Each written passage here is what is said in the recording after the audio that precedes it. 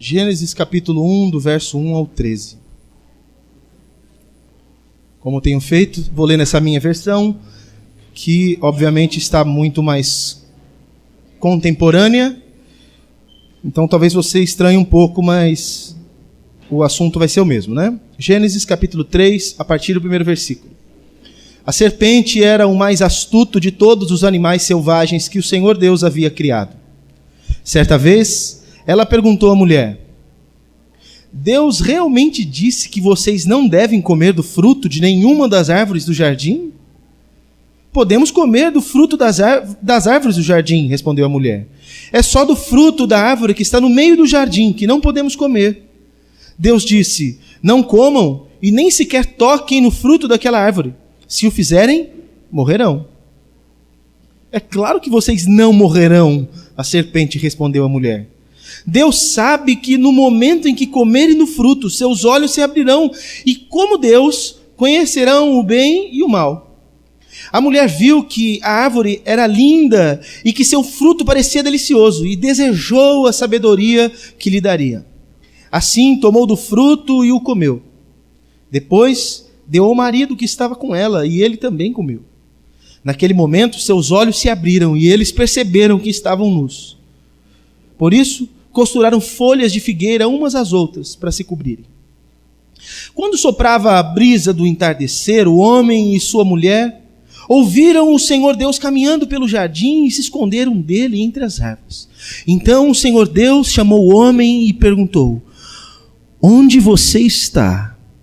Ele respondeu: ouvi que estava andando pelo jardim e me escondi. Eu tive medo porque eu estava nu. Quem lhe disse que você estava nu? Perguntou-lhe Deus. Você comeu do fruto da árvore que eu lhe ordenei que não comesse? O homem respondeu: foi a mulher que me deste. Ela me ofereceu do fruto e eu comi. Então o Senhor Deus perguntou à mulher: o que foi que você fez? A serpente me enganou, respondeu a mulher. Foi por isso que comi do fruto. Até aqui. Ajuda-nos, Pai amado, com a Tua graça, de modo que agora compreendamos a Tua palavra. Que, por conta desta revelação que já está posta diante de nós, e da compreensão que o Senhor nos dará, consigamos ter uma vida transformada na Tua presença, fortalecida, renovada. Então ajuda-nos, segundo as Tuas infinitas misericórdias. Dá-nos a graça de compreender como as coisas foram no início, como por alguma razão ainda continuam sendo, e como elas podem ser em Cristo Jesus. Te peço no nome dele. Amém. Você pode se sentar, por favor? Continuamos hoje a série No Princípio. Já passamos por alguns capítulos e hoje a minha intenção, na verdade, era tratar todo o capítulo 3. A mensagem era em cima de todo o conteúdo do capítulo 3. Mas eu falei para a Aline agora, de última hora, relendo e percebendo o que eu ia falar, o tempo que eu gastaria para falar tudo o que eu precisava. Eu falei: eu não vou conseguir falar no tempo que eu tenho, então eu vou dividir essa mensagem em 2 partes. Então, a minha previsão eram 10 mensagens, passam a ser 11, porque essa eu vou dividir para não ficar muito mais tempo do que eu pretendia aqui. Ou eu falava tudo condensando demais e tirando coisas que eu acredito ser importantes, ou eu me estenderia muito mais do que normalmente eu faço. Então eu preferi dividir a mensagem e ficar mais tranquilo com o tempo que nós temos aqui para trabalhar o assunto. Na semana passada nós falamos a respeito da instituição do casamento. Nós tratamos aquele momento em que Deus, porque percebeu uma necessidade no homem, cria e a dá para ele. Atrás, como um pai leva a noiva, a sua filha, para o seu noivo, né? Para o seu marido ali. E agora é introduzido aqui no capítulo 3, algo extraordinário, que nos responde muito a respeito da ideia que eu estou tentando tratar aqui com os irmãos, que é: por que as coisas são como são?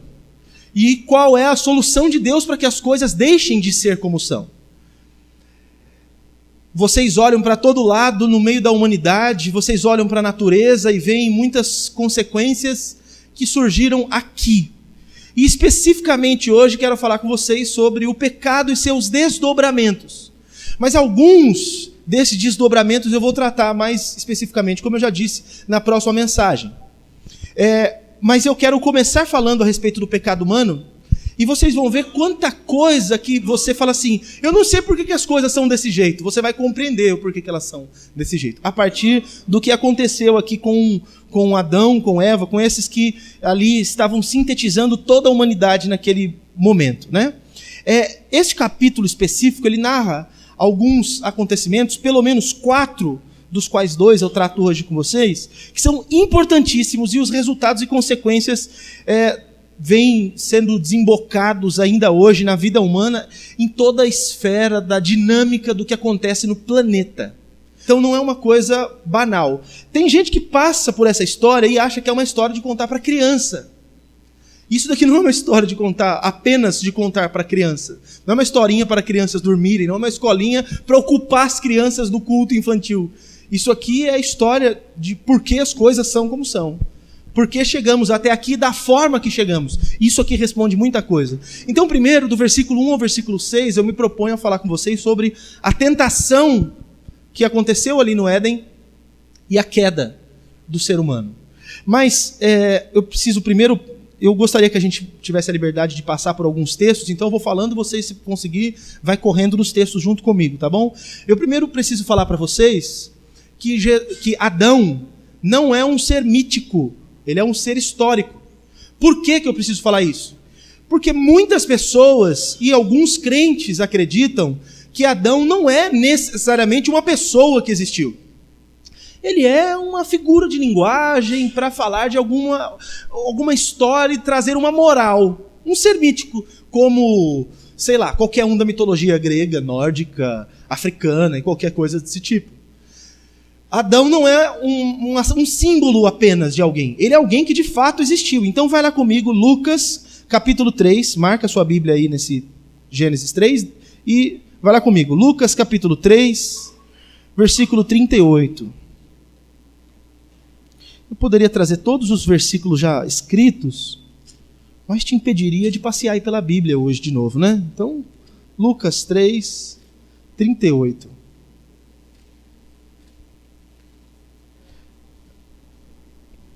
Tem uma lista gigantesca aí a partir do versículo 23, que Lucas está se propondo a falar ou descrever a genealogia de Jesus, ou seja, falar quem são os familiares de Jesus. E no final da lista, porque ele está indo de Jesus para trás, no final da lista, versículo 38, fala: Cainã era filho de Enos, Enos era filho de Sete, Sete era filho de Adão, e Adão era filho de Deus.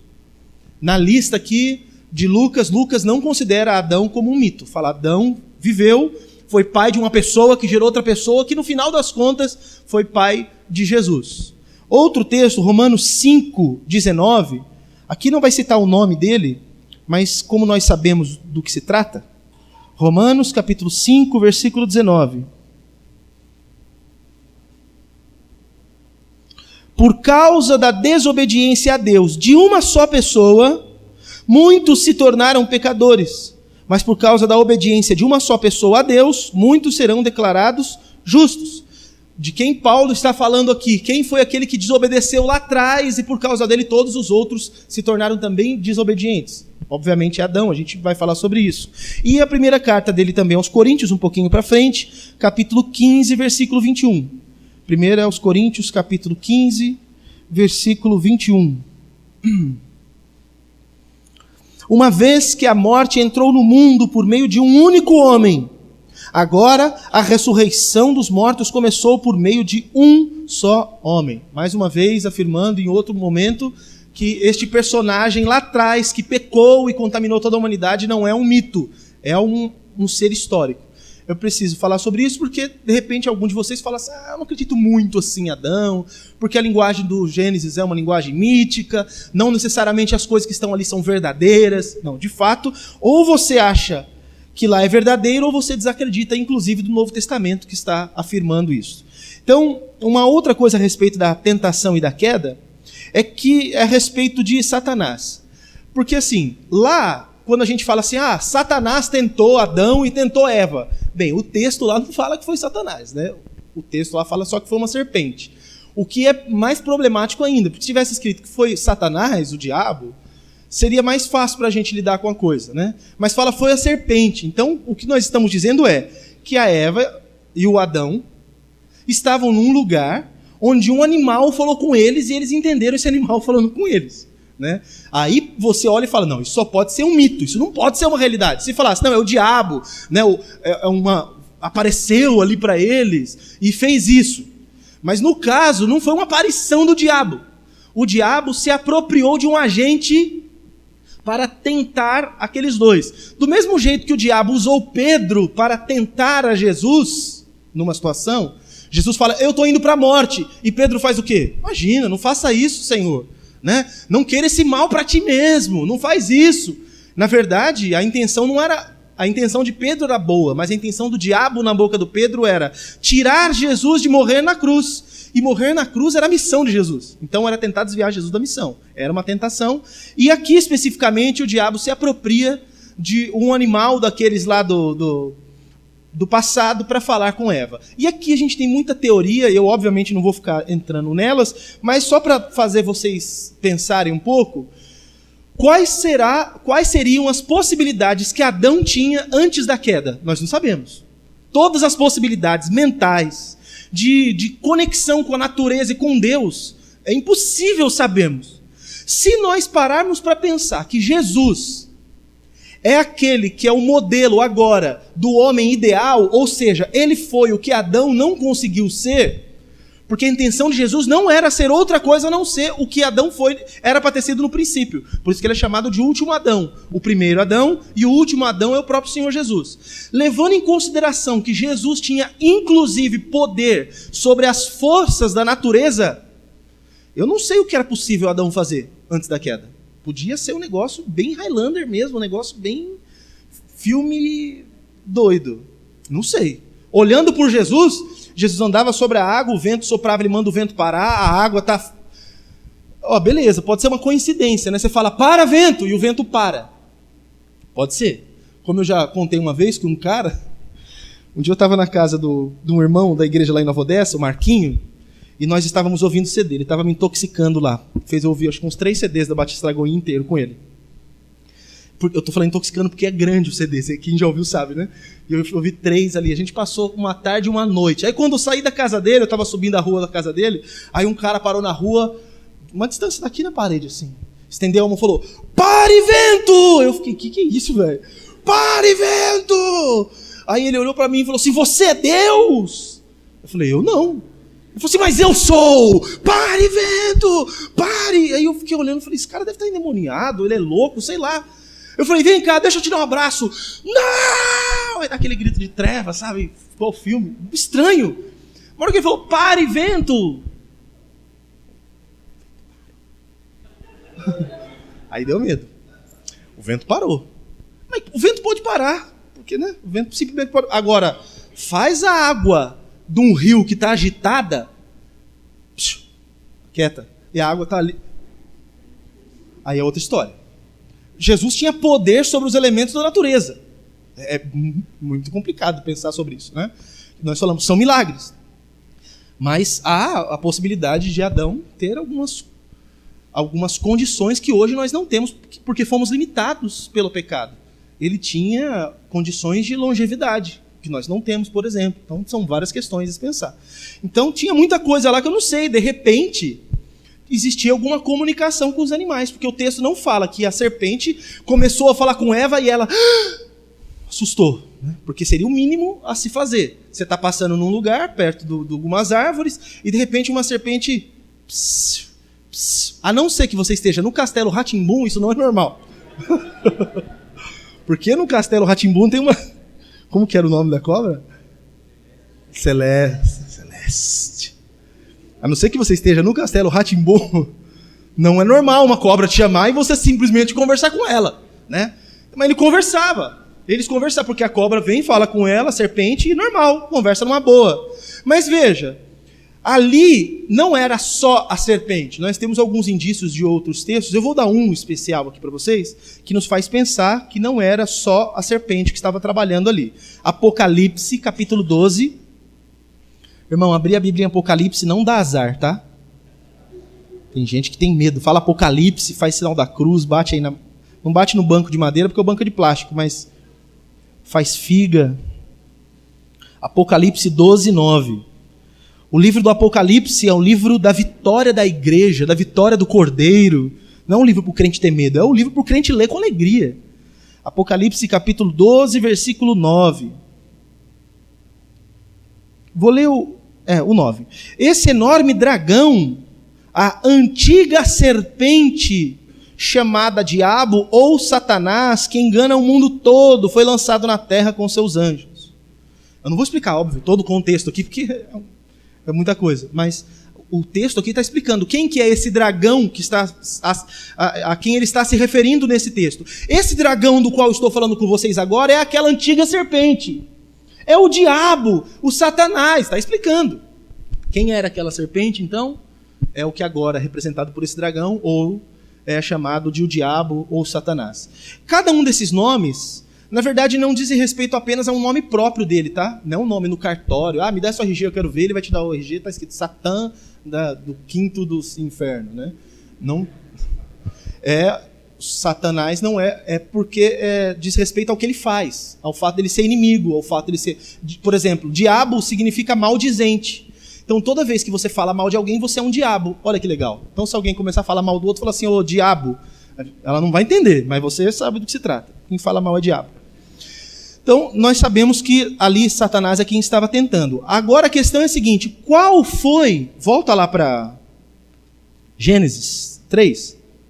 Qual foi a estratégia que o tentador usou para conseguir seduzir a Eva e depois o Adão? Qual foi a estratégia? Versículo 1 diz assim, na minha versão, é a pergunta que a serpente faz. Deus realmente disse que vocês não devem comer do fruto de nenhuma árvore do jardim? Qual foi essa primeira ação estratégica do tentador? Distorceu a palavra de Deus. Porque o que Deus disse foi, Adão, não coma do fruto da árvore do conhecimento do bem e do mal. E aqui o tentador disse, Deus disse que vocês não podem comer do fruto de nenhuma árvore do jardim? Deus não disse isso, nenhuma árvore do jardim. Deus disse pontualmente, você só não pode comer daquela árvore do conhecimento do bem e do mal. Inclusive, do lado dessa árvore, no centro do jardim, tinha outra árvore. Qual era? Da vida. Podia comer livremente. De tudo você pode comer, só não coma daquela. Aí o tentador vai lá, e a primeira coisa que ele faz é tentar distorcer o que Deus disse. Deus falou para você o quê? Que você não podia comer de nada. E aí a Eva, conhecedora da palavra, vai lá e consegue desmentir naquele momento. Mas ele estava sendo sutil ainda, porque tem uma segunda ação aqui tentadora, estratégica. O versículo 4 diz, Satanás falando, ou a serpente falando, é claro que vocês morrerão, que vocês não morrerão. Porque na resposta da Eva, ela fala o quê? Não, Deus disse que a gente só não pode comer daquela árvore, né, do fruto do conhecimento do bem e do mal. Deus disse para não comer. Aliás, ela dá uma aumentadinha assim, ela faz Deus ficar mais rígido do que é verdade. Porque Deus disse para não comer, e ela fala para não comer e não tocar. Deus não disse para não tocar, Deus só disse para não comer. Ela dá aquela aumentadinha básica. Mas tá bom. E aí falou, porque certamente se você comer, você vai morrer. E aí o que a serpente fala? Não, se você comer, você não vai morrer. Qual era essa segunda ação estratégica aqui para a tentação? Ele mentiu sobre a consequência do pecado. Então eu vou já tentar aplicar para a vida de vocês aqui, para ajudar vocês. Vocês sabem, obviamente, que o diabo, na serpente, tentou Adão, tentou tantos outros, tentou inclusive o nosso Senhor Jesus, e talvez você não saiba, mas ele ainda tenta você. Tem gente que ele não tem muito trabalho assim para tentar, porque é gente tão largada nas coisas erradas, que ele não precisa ficar tentando, né? Ele não precisa ficar oferecendo, você já pega sozinho. Então, ele meio que fica... vai perder emprego, né? Porque você já faz o serviço dele, já faz todo... Ele não precisa ficar... Ele chega para te tentar e você já está falando, nossa, velho, perdi. O que aconteceu? Né? Ou ele ou os agentes dele vêm para tentar você e tudo mais. Mas eu vou tentar aplicar aqui para a sua vida, porque você sabe, eu acho que todo mundo aqui deve se sentir tentado em alguma coisa constantemente ou ocasionalmente. Então, eu disse primeiro, no versículo 1, que ele distorceu a palavra de Deus. É uma das maneiras do diabo fazer você cair em tentação. Caindo em tentação, você peca, distorcendo a palavra de Deus. Olha só, pior do que falar uma mentira para você, é falar uma meia-verdade para você. Porque quando vem com uma coisa descarada, você sabe que está errado. Mas e quando vem com uma coisa que está parecida com o que é verdadeiro? Tem um pedaço do que é verdadeiro. E quando é aquilo que a pessoa usa a Bíblia para falar com você? Porque, gente, vamos ser sinceros, tem 1 zilhão de igrejas por aí. Tem igrejas sérias, tem igrejas tortas, tem igreja de nome legal, tem igreja do nome estranho. Igreja de Nazareno é um nome muito bonito também, vamos falar a verdade. Mas tem uma lógica, pelo menos, né? Tipo, por que Igreja do Nazareno? É Igreja do Nazareno, porque Nazareno é um título de Jesus. Ele foi chamado de Nazareno, porque ele morava em Nazaré. E os que fundaram a Igreja do Nazareno pensaram, qual seria o nome, o título mais humilde de Jesus para a gente dar para essa igreja, que entendemos ser uma igreja para os pobres. Isso era lá no início, era igreja para os pobres. Então, o título mais humilde de Jesus é Nazareno. Então, Igreja do Nazareno, para identificar a igreja com as pessoas simples. Mas aí tem todo tipo de nome que você imaginar. Eu não quero nem... não sei o que, fogo em chamas. Como que tem outro tipo de fogo, então? Fala para mim. Que fogo que não está em chamas, pelo amor de Deus? Né? Tem os mais idiotas e mais criativos, os mais absurdos, tem uns bem legais, que é legal, às vezes você procura na internet nomes engraçados de igreja, você procura lá, você vai rir e passar o resto da tarde rindo, contando para os outros. Então tem igreja para todo jeito, não só de nome, mas de doutrina, de teologia, e todas essas igrejas, todas, usam a Bíblia. Nem que for de enfeite, assim, para levar, para fazer volume, principalmente se for a Bíblia de estudo, porque ela é grandona, o cara leva embaixo do braço, aquela presença, não significa nada. Todas essas igrejas, e um monte dessas igrejas ensina, vocês sabem, só abobrinha, mas eles leem a Bíblia. Você já viu com certeza na internet, isso foi um caso aqui no nosso país, se eu não me engano no Nordeste, eu não vou falar que sim, que não, mas eu não tenho certeza, mas aconteceu aqui no Brasil, o camarada estava tendo um caso com a esposa de um amigo dele, e ele era o pastor da igreja. E aí perguntaram por que ele estava fazendo aquilo. E ele falou, porque Deus mandou. Deus mandou. Tá aqui. Aí ele leu lá o profeta. Está escrito.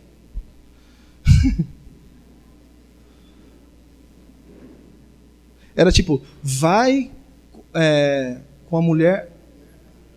Vai ter com a mulher adúltera. Eu sei que a palavra o contexto era mais ou menos assim, vai e se deita com a mulher adúltera, né, do teu amigo, algo assim. A mulher adúltera do teu amigo, aí ele entendeu que vai e adultera com a mulher do teu amigo. É só o acento que não estava errado, só o acento. Mas o cara foi, e aí o marido da mulher estava ali. É de Deus, né? É de Deus, está na Bíblia. Porque não viu um acento. Você imagina outras coisas que se faz com a Bíblia. Todo tipo de baboseira se faz com a Bíblia. Eu vou falar uma coisa que é verdade, parece escandaloso, mas a Bíblia é a mãe de todas as heresias.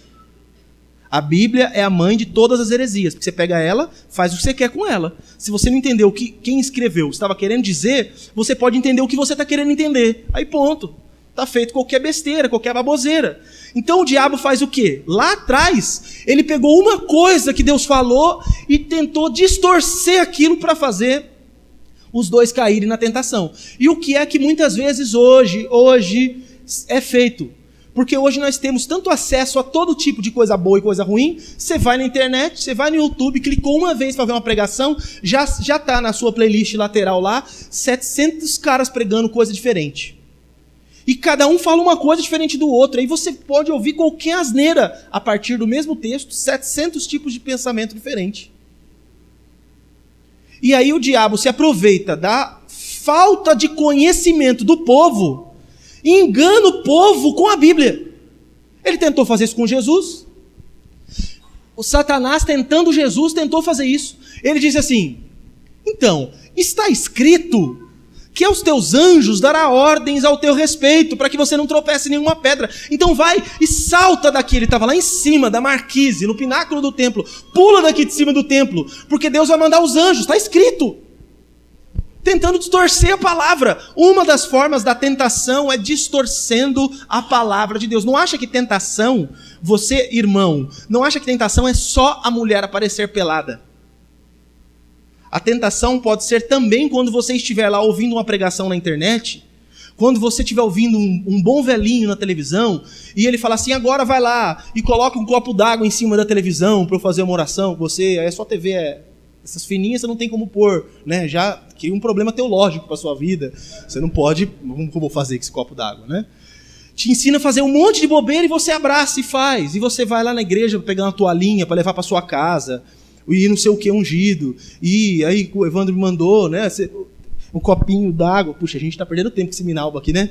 Tem uns copinhos d'água ungidos, você compra R$100 e tantos lá, um copinho d'água, mas é ungido, né?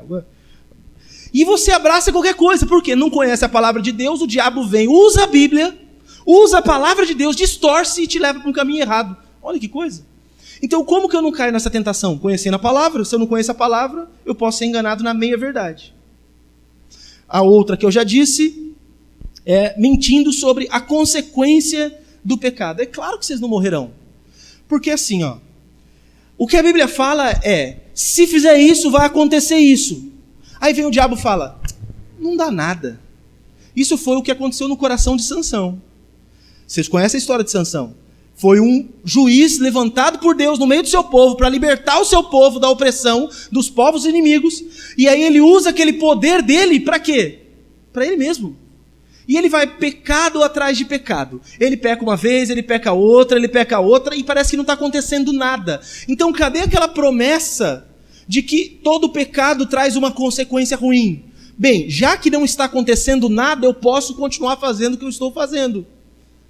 Olha a mentira do diabo. Pode continuar fazendo que não dá nada. É isso que ele falou para Eva. Eva, pode pecar que não dá nada. Então, de repente, o diabo vai no seu coração e fala assim: você acha que Deus vai fazer isso? Deus é tão bom, Deus é tão misericordioso, não vai dar nada. Pode continuar que não dá nada. Ah, é? Não é verdade. Comeu e morreu. O Sansão, por causa da misericórdia de Deus, Deus ficou protelando. E quando ele quebrou a última parte do seu voto com Deus, é que ele perdeu a graça de estar cheio do Espírito Santo de Deus. Lá na frente. Mas aconteceu. E o fim dele foi trágico. Ficou preso, olho furado, tendo que empurrar moinho como se fosse um animal, divertindo pecadores. Era isso que ele estava fazendo. Por quê? Porque achou que o pecado não dava nada. E foi essa tentação que o diabo estava tentando colocar nos dois e que tenta colocar em vocês também. O terceiro aqui para vocês, versículo 5 diz: Deus sabe que no momento em que comerem do fruto, seus olhos se abrirão, e como Deus, conhecerão o bem e o mal. Qual foi a tentação? Ele mentiu sobre o caráter de Deus e suas intenções. O que a serpente fez foi o seguinte: o que foi que Deus disse? Deus disse para não comer do fruto. Por quê? Porque senão se comer vai morrer. Não morre nada. Sabe qual é a verdade? Deus não jogou a real com você. É que é o seguinte: Deus sabe que a hora que você come daquilo, você fica igual a Ele. E aí, Deus não manda mais em você, porque vocês são iguais. E entre iguais não tem dominação de um com o outro. Como vocês serão iguais e Deus não vai mandar em você, Ele não quer que você seja igual a Ele. Então vai lá e come. Porque comendo você se torna igual a Deus. Então a proposta já não era só de conhecer alguma coisa, mas de ser igual a alguém. A tentação não era só de ter um conhecimento maior, a tentação era de ser igual a Deus. Mas o que a serpente estava colocando no coração ali dos dois é assim: Deus não está sendo tão verdadeiro assim com vocês. O que Deus diz não é bem assim. Não é exatamente isso que a palavra dele está dizendo. Deus não é tão verdadeiro assim. Mentiu sobre o caráter de Deus e sobre as intenções de Deus. E o diabo faz isso até hoje com os crentes. Ele fez isso com Jesus também. Estava lá Jesus, foi levado ao deserto para ser tentado pelo diabo, Mateus 4. E qual é a primeira coisa que o diabo falou para Jesus? se tu és o Filho de Deus... E aí ele começa as tentações. Tudo que ele falava, se tu és o Filho de Deus... Peraí. Mateus 4 começa assim. Mateus 3 termina com Jesus sendo batizado no Jordão, o Espírito Santo vindo sobre ele como uma pomba e a voz de Deus falando lá do céu: este é o meu filho, eu tenho prazer nele. Deus acaba de falar isso. Jesus vai ser tentado. A primeira coisa que o diabo joga na cara é: você é filho de Deus mesmo? Será que Deus te ama tanto assim? E aí você, irmão, passa pelas tribulações da vida, passa pelos apertos, pelos arroxos da vida, falta uma coisa aqui, quebra uma coisa ali fora da hora, alguém ia te pagar, não paga, alguém era para fazer isso, não faz, aí você começa: eu acho que Deus não me ama tanto assim. Eu não sei não se Deus está comigo mesmo todo o tempo. Eu ouço crente falando isso. Não sei se Deus está comigo mesmo o tempo todo. Será? Porque se tivesse, essas coisas não estavam acontecendo. Então olha para a vida de Jesus, vê se deixou de acontecer alguma coisa ruim porque o Pai estava com ele. O tempo todo. Aflições, perseguições, e assim também é na vida do crente. Então deixa eu dizer algo para você. Jesus disse: no mundo tereis aflições, mas tem de bom ânimo. Ele falou: eu venci o mundo. Então você não tem que desanimar na hora das adversidades e achar que Deus não te ama, que você não é filho de Deus, que Deus não está com você, que não vale a pena servir a Deus. Né? O salmista, lá no Salmo 73, ele fala justamente disso, ele fala: eu lavei a minha mão na inocência à toa, porque eu estou vendo que é os ímpios que prosperam, não os justos. Eles fazem todas as coisas erradas, colocam um colar no pescoço chamado orgulho, estão aí cheios de arrogância, porque nada de ruim acontece com eles, e eu estou aqui servindo a Deus, vivendo retamente, estou passando toda essa tribulação. Não, Deus não me ama não. Esse negócio que Deus abençoa o justo e Deus cobra o ímpio não é verdade. Deus não é tão verdadeiro assim na sua palavra.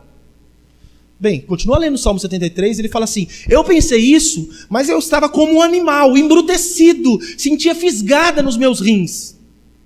Até que eu entrei no santuário de Deus. E aí eu entendi o fim desses ímpios, que eles estão pisando em lugar escorregadio. Agora eles estão de pé, juram que estão firmes porque estão saudáveis, mas rapidamente eles vão cair, porque os pés deles vão escorregar naquele lugar que eles estão. E eles não vão permanecer de pé diante de Deus. Então há um engano do diabo no coração de muitos crentes em fazer com que vocês pensem que Deus não é com vocês, que Deus não abençoa vocês, que Deus não é pai de vocês, que vocês não são amados por Deus, porque vocês passam por situações difíceis. Então não caia nessa tentação, em nome de Jesus. Não duvide do caráter de Deus, nem das intenções de Deus. Agora eu quero falar um pouco sobre o pecado propriamente dito, e a queda. Primeiro, por que nós chamamos de queda, né? Porque nós estamos pensando que Adão e Eva, o humano naquela época, eles estavam num estado de graça muito mais elevado do que o nosso, de pureza, de santidade, de intimidade com Deus, completamente diferente de como nós vivemos hoje. Eles estavam num padrão acima do nosso, e eles caíram desse estado de graça que eles estavam.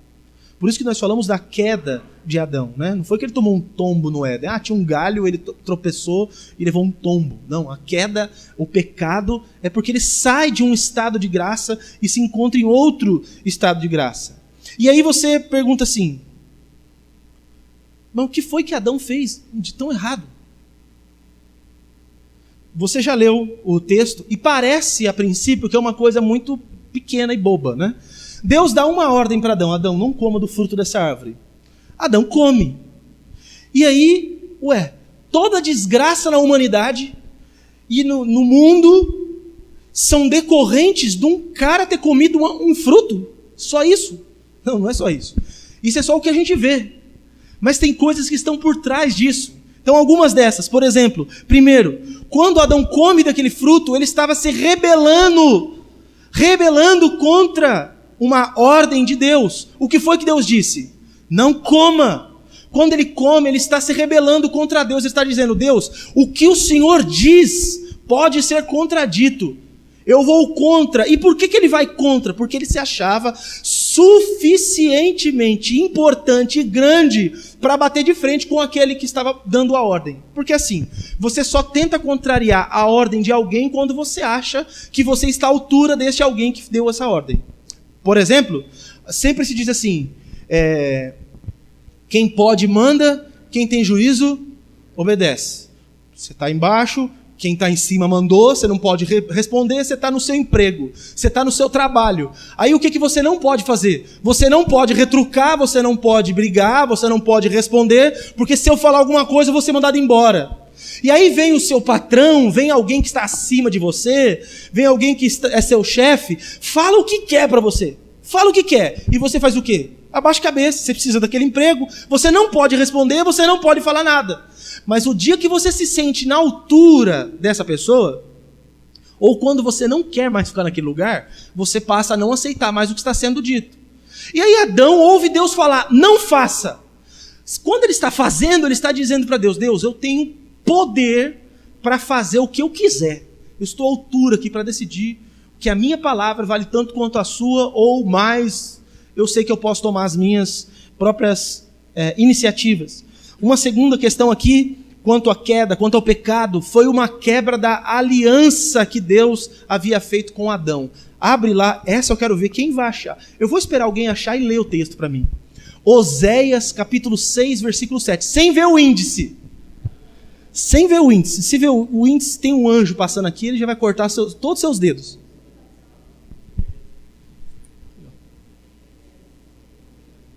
Oséias, capítulo 6, versículo 7. Que isso, hein? Ó, achou. Desculpa se alguém levantou a mão, eu sei que quase todo mundo achou, mas ele já começou a ler. Pode ler, ó. Eles, porém, transgrediram a aliança com Adão. Foram infiéis a mim. Ok, termina aí. Eles, falando do povo, foram infiéis como Adão. Infiéis em que sentido? Porque transgrediram a minha aliança. Eles quebraram a aliança que eu tinha feito. Assim como Adão, quando pecou, quebrou a aliança comigo, assim também este povo está quebrando a aliança. O profeta falando que Deus havia feito uma aliança com Adão. Quando Adão come aquele fruto, ele estava quebrando uma aliança que Deus tinha feito com ele. O que mais? Este pecado foi uma incredulidade às palavras que Deus havia dito. Olha só, Deus falou, Adão, se você comer, você vai morrer. Quando ele come, o que ele está dizendo? Deus, eu não acredito que o que o Senhor disse é verdade. Não acredito. O problema é que foi o próprio Deus quem falou, né? Eu acompanhei um jovem que Deus disse para ele o seguinte, bem, uma pessoa falou com ele dizendo que Deus estava dizendo. É possível que seja verdade. Ele estava no hospital. E ele estava fazendo um monte de coisa errada. E a pessoa lá no hospital foi lá e falou com ele assim, se você voltar a fazer o que você está fazendo de errado, é a última oportunidade. Deus vai te levar embora. Você vai morrer. Bem, se sou eu, por via das dúvidas, para, né? Por via das dúvidas, para. Já não era para estar fazendo. Para. Ele voltou a fazer. Ele não morreu ainda. Já faz um tempo.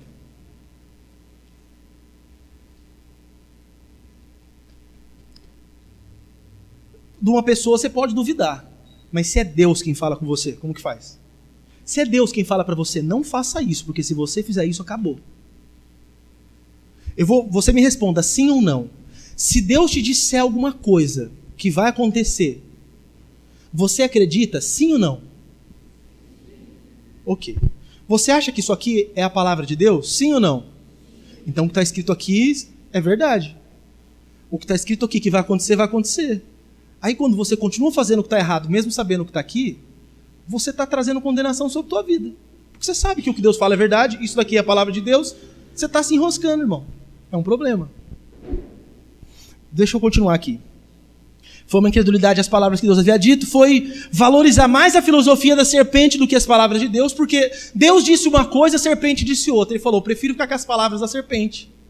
Foi isso que Adão, não foi só comer um frutinho. Que aliás, irmão, por favor, deixa eu corrigir uma coisa aqui. Quando Adão come lá do fruto, não diz que ele comeu uma fruta. É um fruto, nós nem sabemos se de fato era uma fruta. Fala que é um fruto só, né? Ah, mas não foi uma maçã, pastor? Tinha certeza que era uma maçã? Não sei, pode ser uma jaca, qualquer coisa, sei lá. né? Eu sei que não podia ser uma melancia. Como que eu sei? Porque era uma árvore. Pelo amor, né? Vamos pensar, era uma árvore, não pode ser uma melancia. É um pé de melancia, que legal. Imagina Newton lá embaixo. Não ia ser a gravidade que ele ia ver a gravidade da situação que ele ia ficar, né? Então, ele valorizou mais a filosofia da serpente do que as palavras de Deus. E o que mais? Valorizou mais o desejo. Olha isso. O pecado de Adão foi valorizar mais o desejo, a realização do desejo pessoal. Ele preferiu realizar um desejo pessoal a obedecer a Deus. Para ele, realizar um desejo pessoal era mais importante do que obedecer a Deus. Comer aquele fruto era assim: eu quero, eu estou desejoso disso. Olha o que a Eva fala: essa árvore é linda, ela é formosa à vista, é boa de se ver, agradável diante dos olhos, esse fruto é delicioso. Ela olha para aquilo e fala: eu quero porque isso me trará satisfação. Então, comer daquele fruto foi dizer para Deus: Deus, eu me importo mais em satisfazer os meus desejos do que ter um relacionamento de obediência contigo.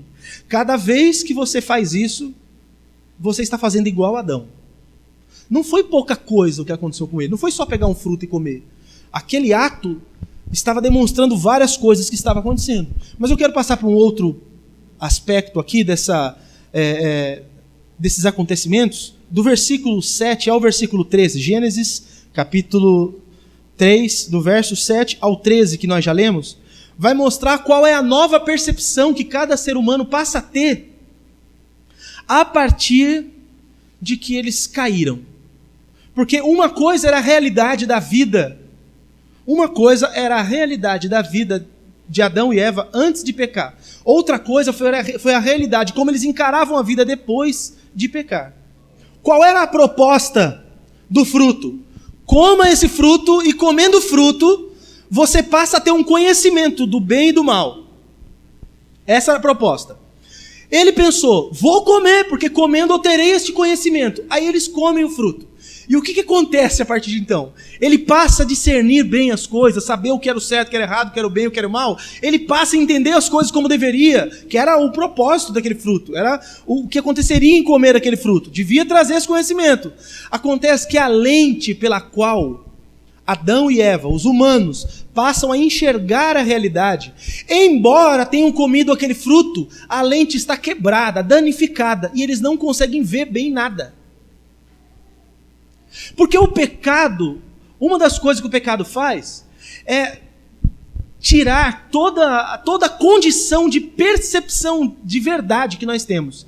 Então não importa você ter o conhecimento do bem e do mal, se você não tem condições de olhar para as coisas e discernir nada nessas coisas. Então, por exemplo, olha só, no versículo 7, lê comigo o versículo 7. Naquele momento, seus olhos se abriram e eles perceberam que estavam nus. Por isso, costuraram folhas de figueira umas às outras para se cobrirem. A primeira percepção que eles têm, assim que comem o fruto, é: estamos nus. Mas o capítulo 2, versículo 25, termina assim: o homem e a mulher estavam nus, mas não sentiam vergonha. E agora que eles comem o fruto, a primeira percepção deles é: estamos nus. Eles passaram a vida até então, porque eu não acho que foi uma sequência de eventos. Não acho que Deus cria a Eva, dá para Adão, eles se casam e já é tentado e cai. Tem um tempo acontecendo aqui. Passam uma vida nus, simples, nunca viram problema nisso. Eles comem o fruto, a primeira percepção da vida que eles têm é: ficar nu é errado. A pergunta é: quem foi que falou para eles que ficar nu era errado? Quem foi que falou para eles que ficar nu era errado? Tinha alguma norma social dizendo isso? Porque assim, por que você, irmão e irmã, não fica nu? Primeiro, por causa de uma norma social.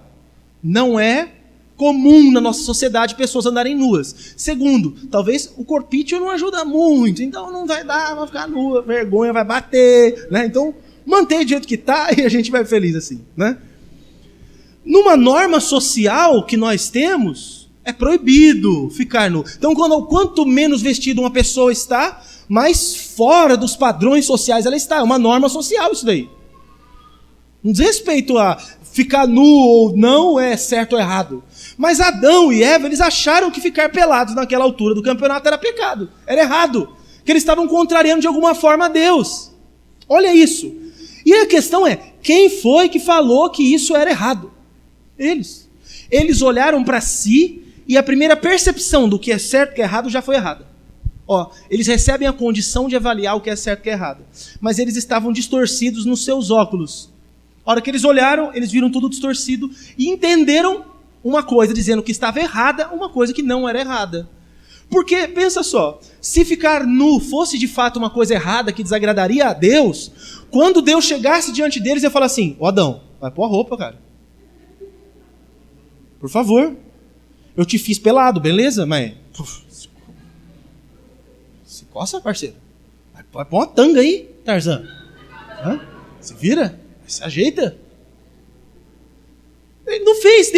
Deus, que sabe o que é o certo e o que é errado, não falou isso porque que ele achou que aquilo era errado. Porque ele perdeu, na verdade, ele achou que estava ganhando o juízo do que era certo e o que era errado. Na verdade, o que estava acontecendo com ele era, ele pecou, então ele perdeu o seu discernimento. Ele não podia julgar mais o que seria certo e o que era errado. Então não adianta nada ter comido aquele fruto, se comer daquele fruto justamente te faz perder o discernimento. Se por um lado você adquire uma sabedoria, por outro você perde o discernimento. Pronto, e agora? O que você faz? Não faz. É por isso que nós não temos condições, de fato, de saber o que é certo e o que é errado. É por isso que aquilo que nós chamamos de o que é certo e o que é errado para a sociedade, o padrão disso que se chama moral, sempre muda com o tempo. Num tempo da história, umas coisas eram certas, depois passa um tempo aquilo fica errado, passa um tempo aquilo fica certo de novo, passa um tempo aquilo fica errado. Tudo depende do que cada um grupo de pessoas pensa numa determinada época. Eu passei por várias transições. Uma das transições era assim: você pode, não estou falando você, mas você pode fumar em qualquer lugar. Então as pessoas podiam fumar em qualquer lugar. Elas entravam, você ia em um restaurante, você ia em qualquer lugar, a pessoa entrava fumando. Normal. Passou um tempo, não pode mais. O que faz nos estabelecimentos? Separa, coloca ali um chiqueirinho para os que fumam, né?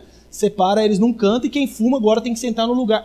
Você chegava na porta e falava, fumante ou não fumante? Aí você ia para uma ala para outra. Agora tem lugar que você não pode sequer fumar. Estabelecimento fechado, você não pode fumar de jeito nenhum. Então, essas questões do que é certo e o que é errado para a sociedade mudam com o tempo. Mas por que elas não são absolutas? Porque o ser humano perdeu a condição de falar, isso é absoluto. Tudo que nós falamos agora é temporal, só vale para essa época. Por exemplo, eu falei sobre o preconceito na semana passada sobre os homossexuais. Preconceito. Hoje está se falando muito sobre isso. Vocês não tenham dúvida, daqui a pouco tempo o pensamento a respeito dessa questão vai mudar radicalmente. Radicalmente. Nós estamos num extremo de intolerância lá em cima. Mas há um tempo lá atrás, só para vocês terem uma ideia, lá no tempo dos imperadores romanos, sabe aqueles homens fortões que aparecem nos filmes? Né? O cara vem trincado, forte e tal, com aquelas espadas, e os caras herói, pega, não sei o que lá. Sabe aqueles lá? Voltava para casa, tinha um namorado. Era comum. Macho que é macho tem que ter um homem em casa. Todos eles tinham o seu amante. Para a sociedade isso era comum. Eu não estou dizendo que isso é certo e que isso é errado. Eu estou colocando a questão da moral. A moral muda de acordo com os tempos. Porque o padrão do que as pessoas acham que é certo e que é errado muda. Porque as pessoas não conseguem firmar mais. Porque o discernimento quanto ao que é certo e que é errado foi quebrado. Então não dá para socialmente as pessoas por si só estabelecerem e dizerem isso aqui está certo, isso está errado. Eu vou dar a solução para isso já, daqui a pouco. Não vou deixar isso assim, pastor, então, seja Deus quiser, vai qualquer coisa mesmo. Não, não vai não. Vou chegar lá já. Primeiro eu estou falando que a percepção do que era certo e que era errado muda deles. Essa é a nova percepção dos caídos. Depois, o versículo 7 ainda diz que eles costuraram folhas de figueira para se cobrirem. Ou seja, a conclusão que eles tomam do que é que eles tinham que fazer para que as coisas erradas ficassem certas foi totalmente distorcida. Olha só como o ser humano ficou diante de Deus, diante do próximo e diante de Deus. Adão olha para si, só falando de Adão, sem pensar na Eva, mas os dois, né? Eles olham para si e percebem, estamos nus, estamos errados. Deus não falou que estava errado. Aí ele fala, vou consertar o que eu fiz errado. E ele vai e faz roupa para ele, de folha de árvore. Ele faz roupa para ele. Só que um pouquinho mais lá na frente, Deus faz outra roupa, é como se fosse assim, Adão, isso que você fez não vai dar não, cara. Eva, essa roupa de vocês não vai dar certo. Eu vou mostrar como é o jeito certo de se fazer isso. Ali tem algumas coisas que estão embutidas, que são muito profundas, e eu não vou ter tempo de tratar tudo, mas na questão o que é que eu faço para cobrir o que está errado? A questão de ato de justiça. O ato de justiça do ser humano é tão ruim que não serve sequer para ele próprio, quem dirá para os outros. O que a Bíblia fala sobre os nossos atos de justiça? Fala que os nossos atos de justiça são como trapos de imundícia. Às vezes eu falo umas palavras pesadas aqui no púlpito e algumas pessoas ficam bravas comigo e depois me procuram falar, pastor, você apelou, você não precisava ter usado essas palavras. É que eu só contextualizo, eu pego uma palavra dura lá da Bíblia e eu uso uma palavra dura do nosso tempo. Aí eu sou duro, mas duro é a Bíblia. Né? Outro dia eu falei idiota aqui no púlpito, teve gente que ficou brava comigo porque eu falei idiota. Né? Se você faz isso, você é um idiota. Não, pastor, é um idiota. Mas lá está escrito insensato. Insensato é o quê? Insensato é idiota. Né? Lá, quem ouvia falar insensato lá na época, tomava o tapa na cara, que quem ouviu falar idiota e mordeu agora, tomou. O carapuça serviu, veste e fica feliz, irmão. Mas vamos embora. Trapo de imundícia. Sabe o que era trapo de imundícia? Naquela época, não tinha sempre livre das irmãs. Não tinha absorvente para as irmãs lá. Usava pano velho, porque é o sangue que vai descartar. Pega resto de pano, retalho, e usa. É um pano velho que era utilizado para conter os dias de menstruação das mulheres. Então Deus está dizendo assim, a sua justiça, o que você faz para encobrir o que está errado, vale tanto quanto um pano velho que uma mulher usa para cobrir a sua menstruação. Ajuda? Porque fala, não, vossos atos de justiça são como trapos de imundícia. Parece até bonito, né? Uau, obrigado, Deus. Né? Obrigado, Deus. Hoje gostei pra caramba. Mas não é, tá pegando pesado, não vale nada. Deus fala assim, o que você faz para se justificar diante de mim não vale nada. Não vale nada. Você, quando vê que tem um problema, faz para si roupas que não te servem. Eu é que tenho que fazer coisas que te servem. Porque é Deus quem faz. E não é à toa que Deus pega a pele de animais. Um animal teve que ser sacrificado para que a nudez daqueles lá fossem cobertas. Ali tem sim um símbolo de uma expiação já. Está apontando para Jesus o tempo todo aqui essa cena. Mas deixa eu continuar, porque eu não tenho tempo para discorrer sobre isso. O versículo 8 diz, se esconderam dele entre as árvores, ou seja, a compreensão de quem é Deus foi distorcida. Olha isso, Adão é criado por Deus, só tem ele. Deus está ali todo dia com ele. E aí, Adão, você está bem e tal? E aí, você fez o trabalho? Pai, hoje eu cataloguei aqui, eu chamei esses aqui de mamíferos. Cataloguei, dei nome para esse, para aquele outro. Oh, muito bom. E esse aqui? Esses aqui são os ovíparos. São esses aqui. E esses aqui? E vai dando toda a lista do que ele fez, do que ele trabalhou, né? Da zoologia, da botânica. E essa daqui é a Trichinasinus, aqueles nomes científicos das coisas, das plantas. E falando com Deus todo dia, sabendo quem é Ele, o Criador de todas as coisas. Aí ele peca. Olha isso. Ele peca. Dá uns 5 minutos de idiota nele. De insensato nele. E aí ele ouve Deus vindo. Ele percebe que Deus está chegando.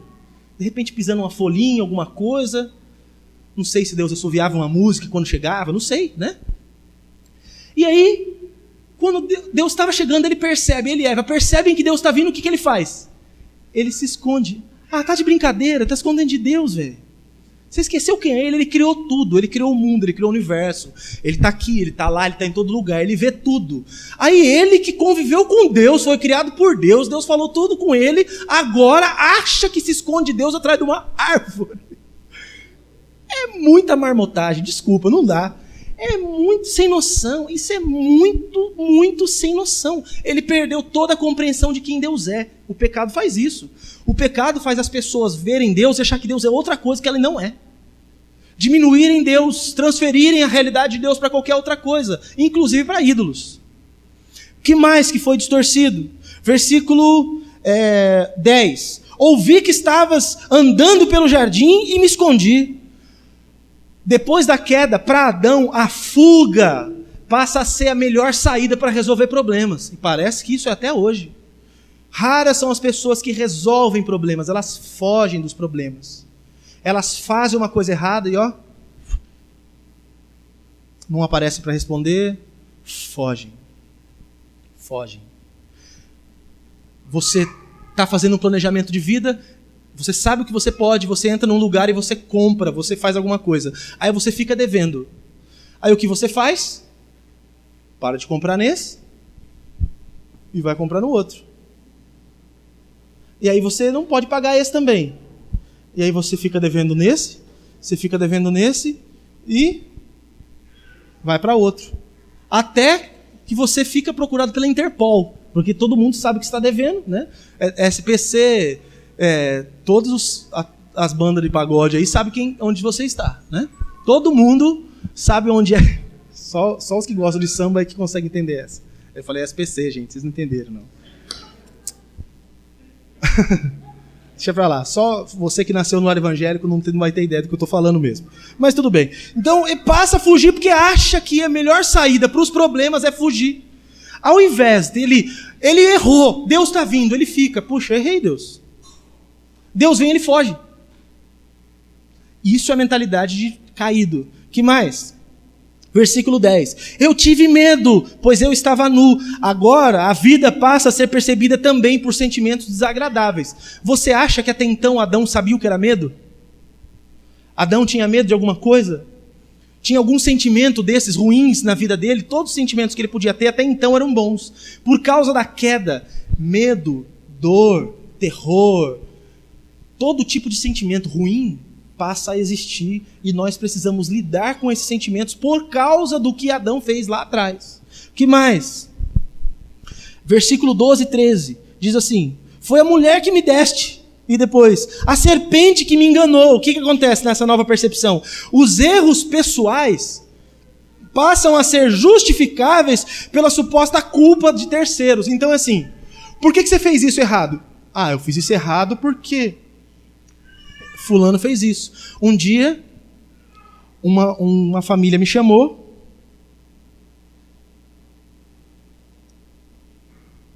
E aí eles queriam resolver um problema deles e foi na minha frente. Não é da igreja. Senão vocês vão ficar, quem que é? Né? E aí o menino tinha transado com a menina, namorados e tal. Aí o pai olhou e falou assim: por que você fez isso? Ah, macho. O pai dele nem liga, óbvio, né? Mas como é o pai da menina, machista. Por que você fez isso? E aí a resposta dele é: a gente estava de boa, ela começou a me provocar e, não deu. Você não viu Adão aqui? Adão, por que você fez isso? Foi a mulher que o Senhor me deu. Esse Adão muito sambariló. Foi a mulher que o Senhor me deu. Que achar culpado tem dois: ela e o Senhor. Se o Senhor não tivesse dado, eu não pedi. Foi o Senhor que viu que eu estava sozinho e quis me dar. Mas foi ela. Mas foi o Senhor que me deu. Então o Senhor vê de quem que é a culpa. Foi isso que Adão fez. E o menino: por que você fez isso? Ah, a gente estava lá e ela começou a provocar. Ah, então, nossa, você foi estuprado, é isso. Ela te violentou, vai dar parte dela, né?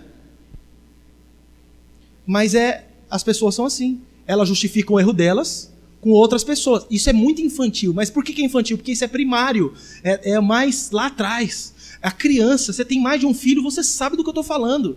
Sempre tem uma justificativa com o outro. Melissa, por que você fez isso? Mas é que a Mila... Aí fica igual a Chiquinha, já não entende mais o resto. Só entendeu, foi a Mila. Já quer jogar a culpa, não fui eu. Não vou tomar chinelada. Aí fala, você vai apanhar. Aí ela já está falando assim, mas eu vou apanhar sozinha. Caramba. Caramba, bicho.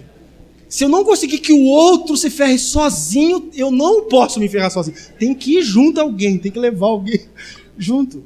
Isso é o ser humano, desde lá de Adão. Não assume suas responsabilidades. Ele não olha para si e fala assim, eu errei, eu pequei. Mas eu pequei por causa, eu fiz isso por causa, se eu tivesse dinheiro eu não tinha feito isso. Se eu tivesse alguém eu não tinha feito aquilo. Se eu tiver... Nós precisamos parar diante de Deus e assumir os nossos erros, parar de jogar para os outros. Ponto. Adão e Eva não assumiram a sua culpa. Adão, quem foi? Foi a mulher que o Senhor me deu. Eva, por que você fez isso? A serpente me seduziu. Eu estava aqui, quieta no meu canto, recatada e do lar. A serpente veio e entrou na minha mente. E ali, eu sou mulher, Senhor, né? Veio aqui. Pastor, mas você acha que isso é um paradigma? Eu acho, lógico que eu acho. É a única explicação para ter tanta mulher bonita com tanto homem feio, né?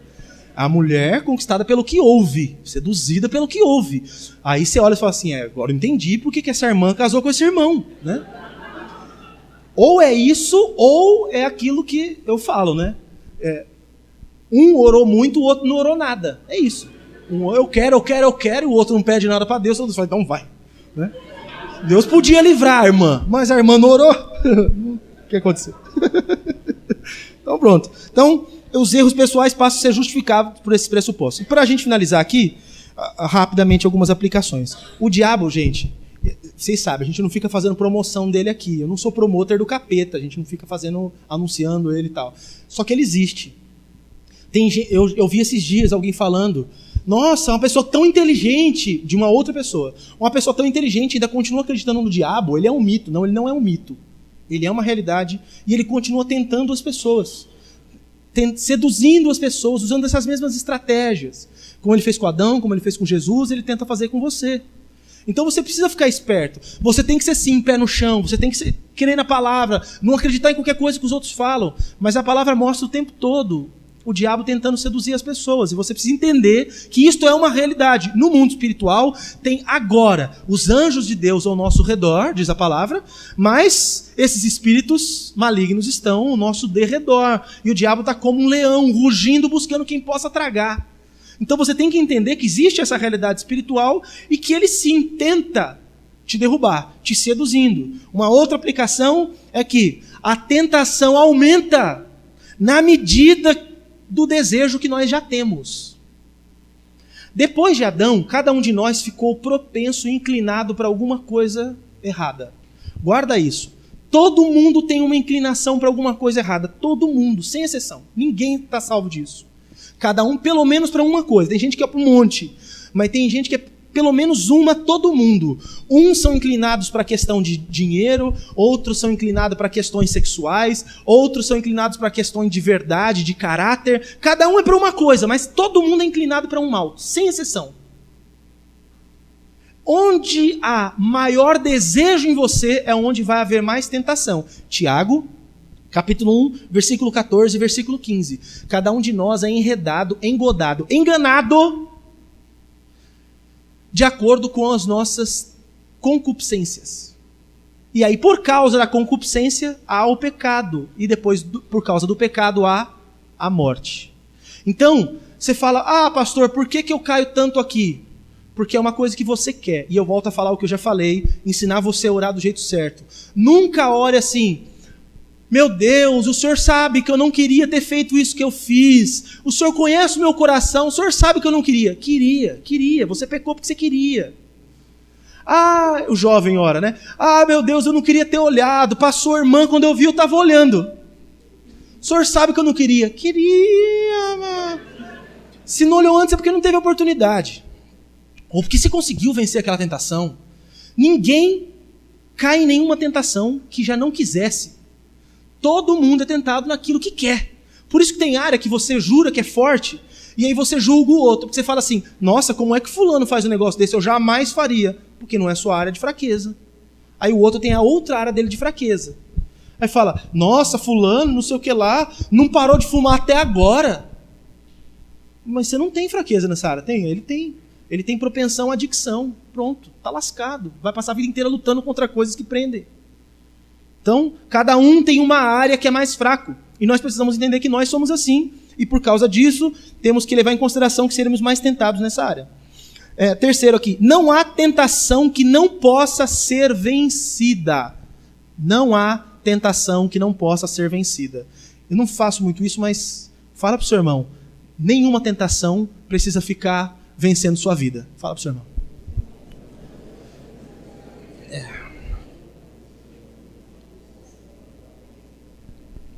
Pois é. Paulo fala, 1 Coríntios, capítulo 10, versículo 13. Ele fala, não sobreveio até vocês tentação que não fosse humana. Todas as tentações que vieram para vocês são comuns a todos os outros humanos. E ele fala, Deus não vai permitir que vocês sejam tentados além do limite. E ele vai dar junto, quando vier a tentação, ele vai permitir que venha junto um escape. Então presta atenção, quando você estiver sendo tentado em qualquer coisa na vida, dá 5 segundos e pensa, onde está a minha saída? A saída está em algum lugar. É mais ou menos igual ao filme Matrix. Quando você está lá, você presta atenção, olha para algum lado que tem algum orelhão. Corre para o orelhão que você passa para o outro lado. Só quem assistiu Matrix vai entender essa ilustração. Mas a questão é, você tem condições de vencer as tentações. Você não precisa ceder a elas. Elas não são mais poderosas do que o poder de Deus na sua vida. E o pecado entrou no mundo por Adão, mas Jesus trouxe a salvação divina. Romanos capítulo 5, do verso 12 ao 17, fala sobre isso. O pecado entrou no mundo por um homem, mas a salvação veio também por um homem, Jesus Cristo. E se hoje você se vê preso no pecado, se alguma coisa te domina, quando você vê, eu não consigo vencer isso, porque o pecado está dominando sobre você, eu quero te dizer que Jesus Cristo pode te libertar desse poder do pecado. Você não precisa viver preso mais nisso. Você pode viver livre do pecado em nome de Jesus. E por último, visto que o nosso discernimento está comprometido, a palavra de Deus deve ser tomada como padrão, para que a gente saiba como discernir o bem e o mal. Eu disse para vocês que a gente perdeu a condição de saber o que é certo e o que é errado. Então, se eu não tenho como saber o que é certo e o que é errado, como que eu vou saber o que é certo e o que é errado? Porque cada um fala uma coisa. Mas o que é o certo e o que é o errado? Da onde que eu vou tirar isso? Paulo fala, 2 Timóteo capítulo 3, versículos 16 e 17. Ele fala, toda escritura é divinamente inspirada. Ela é proveitosa para ensinar, para corrigir, para redarguir, para fazer com que todas as pessoas sejam perfeitamente aprovadas para toda boa obra. Então, meu querido e minha querida, se você quer saber o que é certo e o que é errado, é o que está aqui, ó. Não é o que a sociedade hoje fala. O nosso padrão não é o padrão moral da sociedade. Porque o padrão moral da sociedade muda. O nosso padrão é a palavra de Deus. O que a Bíblia fala é sim, pra gente é sim. O que fala não, pra gente é não. Ah, pra mim não serve isso. Então também não dá pra você andar com Jesus. Porque o padrão da fé cristã é o padrão da palavra de Deus. Se você quer saber o que é certo e o que é errado, não é o que você acha. Não é o que os outros falam. O padrão do que é certo e o que é errado é a palavra. Agora, faço uma pergunta aos irmãos. Se eu não conheço a Bíblia, eu tenho como saber o que é certo e o que é errado? E como que vai ser de você que não lê a Bíblia? Vai continuar fazendo o que está errado. Não sabe. Pastor, mas você pega no pé desse negócio de ler a Bíblia, eu estou ajudando vocês. Estou dando oportunidade de vocês não serem escravizados por outro religioso que vem aqui e joga um monte de... Puxa, vou ser educado. Joga um monte de...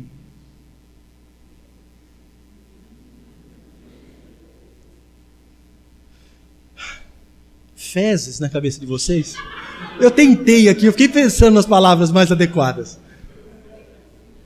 Faz isso, joga um monte de coisa e todo mundo, as pessoas vão abraçando, ouve qualquer coisa, gosta de tudo, acredita em tudo, não conhece a palavra de Deus, não sabe o que é verdade, anda que nem alienado, anda emburrecido, não anda igual gente, anda igual animal. Ser gente é ser igual a Jesus. Ser igual a Jesus não é ser espiritualizar tudo, é entender que espiritualizar tudo é viver como um ser humano decente. E você só pode fazer isso se você conhecer a palavra de Deus. Aí você sabe como você tem que tratar as pessoas, como que você vive na tua casa, como que você se relaciona no trabalho, quem você deve ser a partir da palavra. Mas não conhece a palavra, vai ser enganado. Aí qualquer um fala um monte de besteira, você acredita. Ah, eu preciso agradar a Deus. O que você vai fazer? Vou vender o meu carro. Vou dar todo o meu dinheiro na igreja. Ô irmão, quer fazer isso? Faz aqui, não vai fazer lá. Misericórdia. É para ser burro? Seja burro num lugar que vale a pena, pelo menos, né?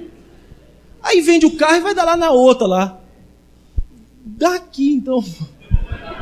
Poxa vida, vai ser burro mesmo? Não vai ter jeito? Então faz aqui, pelo menos, por favor. Você gosta mais de mim, você já sabe quem sou eu. Sabe que eu tenho três crianças para comer lá em casa. Tô apelando?